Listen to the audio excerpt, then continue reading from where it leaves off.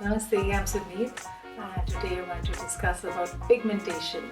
Pigmentation is largely caused by hormonal changes, so you'll see a lot of pigmentation, especially in women post-delivery, due to the hormonal changes that take place during the pregnancy. And it could also be due to a lot of exposure in the sun. So what can you do about it?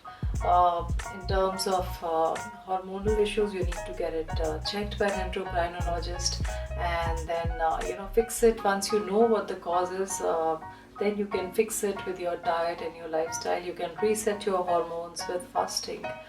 That's a very easy method to reset your hormones.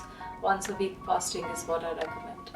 And otherwise, in terms of external applications for pigmentation, the best thing to do is to go soap free. So do not apply any soaps on your skin, on your face, on your body, and make a paste of oatmeal and potato juice and use that to gently scrub your face and your body on a daily basis, and you will definitely see lessening and reducing of the pigmentation within a month's time.